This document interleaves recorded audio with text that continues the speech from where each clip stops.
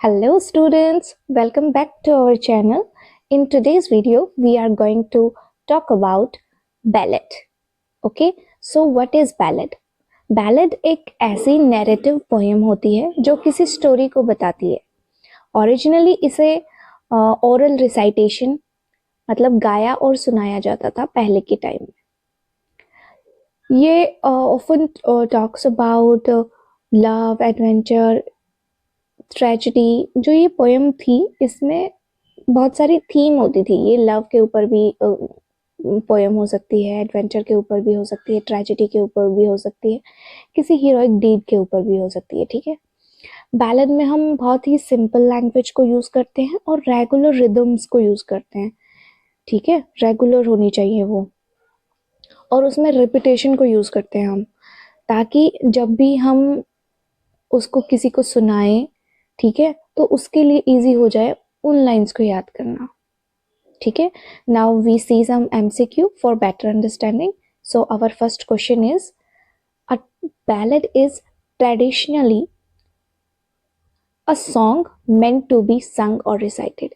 Traditionally एक ऐसा song होता है जो इसीलिए गाया जाता है, बनाया जाता है, मतलब गाया जाता है, सुनाया जाता है, ताकि उसको इजीली हम याद कर सके, जनरेशन टू जनरेशन वो पास ऑन हो सके. A ballad originated as a folk song meant for oral recitation or singing, often telling a simple story. ठीक है. ओरिजिनेटेड हुआ था, ये जो फोक सॉन्ग्स होते हैं ना, जो गीत गाते हैं पहले के टाइम में, वहां से ओरिजिनेट हुआ है. और इसका पर्पस ये था कि हम इसको याद कर सके. तो पर्सन टू पर्सन ये generation to generation pass on होता है और इसमें एक सिंपल स्टोरी को टेल किया जाता है. Which of the following is a defining feature of a traditional ballad? इनमें से कौन सी ऐसी डिफाइनिंग फीचर है जो ट्रेडिशनल बैलेड को बताती है? Abrupt opening and ending. ठीक है, ये जो बैलेड है ये कहीं से भी स्टार्ट हो सकता है और कहीं पे भी एंड हो सकता है.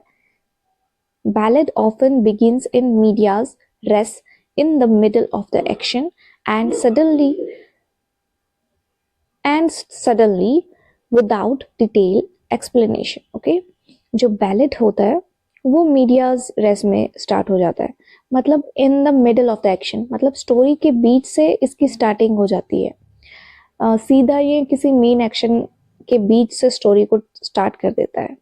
इसमें स्टोरी नैरेटिव पोएम होती है. ठीक है, मतलब नैरेटिव पोएम में एक स्टोरी को बताया जाता है और ये सडनली एंड भी हो जाता है without giving detailed explanation.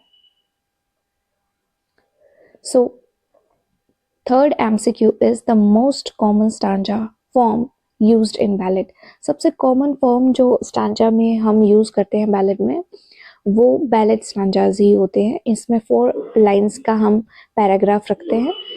4 lines होती है उसमें, और अल्टरनेटिव और हम आयम्बिक टेट्रामीटर और आयम्बिक ट्राईमीटर में हम इसको संग करते हैं और इसकी राइमिंग स्कीम ABCB होती है.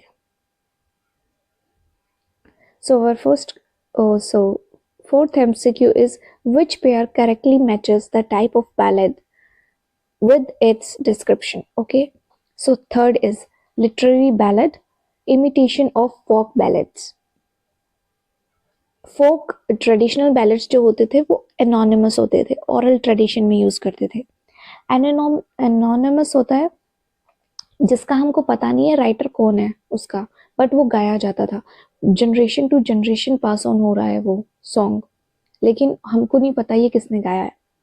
तो लिटरली तो जो आज मतलब उस टाइम पे जो राइटर्स थे उन्होंने देखा कि ये सॉन्ग गाया जा रहा है और फिर उन्होंने अपना नाम उसमें थोड़ी सी मॉडिफिकेशन कर दी गाने में और अपने नाम से उसको पब्लिश कर दिया, written by non poets.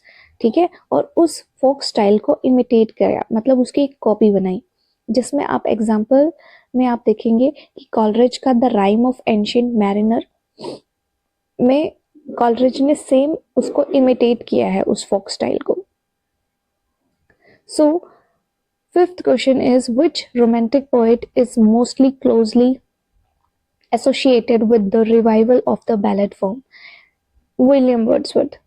Okay, William Wordsworth with Coleridge revived the ballad through lyrical ballads 1798, emphasizing simple language and rustic life. Wordsworth ने कॉलरिज के साथ मिलकर एक बैलेड लिखा था, लिरिकल बैलेड 1798 में, और इन्होंने एम्फेसिस किया कि हम सिंपल लैंग्वेज को यूज़ करेंगे अपने वर्क्स में, और इन्होंने ही रोमांटिक पीरियड को स्टार्ट किया था अपनी पोइट्री में, क्योंकि ये जो अलेक्जेंडर पॉप के टाइम की जो हाईली एलिवेटेड लैंग्वेज थी उससे डिस्टेंस बना रहे थे कि हम जो पुरानी जो सिंपल लैंग्वेज थी हम उसको अपने वर्क्स में यूज़ करेंगे, क्योंकि वो बोर हो गए थे हाईली एलिवेटेड लैंग्वेज को सुन के। तो ये थोड़ा कुछ सिंपल चाहते थे कि सिंपल हो और रेगुलर राइम्स हो, इस टाइप से, और वो रस्टिक लाइफ को, रूरल लाइफ को दिखाना चाह रहे थे। So sixth MCQ is, which of the following features is not typically found in a traditional ballad? Detailed psychological analysis. Ballad जो फोकस करता है ऑन एक्शन एंड इवेंट्स पे फोकस करता है, कोई इनर साइकोलॉजिकल डेप्थ नहीं होती है बैलेड्स में, और कैरेक्टर्स जो होते हैं वो यूजली फ्लैट्स और सिंबॉलिक होते हैं, फ्लैट कैरेक्टर्स होते हैं इसमें। सो इन क्विक रिविजन, ओरिजिन जो हुआ है वो ओरल फोक ट्रेडिशन से हुआ है। थीम इसमें होती है, बैलेड किसी के ऊपर बेस्ड हो सकता है, वो लव के ऊपर भी हो सकता है, लव स्टोरी हो सकती है, कोई डेथ स्टोरी हो सकती है, रिवेंज हो सकता है, सुपरनेचुरल किसी भी एलिमेंट को बैलेड यूज कर सकता है। स्टाइल में ये सिंपल लैंग्वेज होती है, इसमें रेगुलर राइम्स होती है और रेपिटेशन होता है। इम्पॉर्टेंट वर्क्स देखेंगे आप, the rhyme of ancient mariner जो कॉलरिज ने लिखा है, और लूसी ग्रे विलियम वर्ड्सवर्थ ने, ये बैलेड्स है, आप इनको पढ़ भी सकते हैं। Okay, so thanks for watching. That's it for today's video. If you like my video, then do subscribe my channel.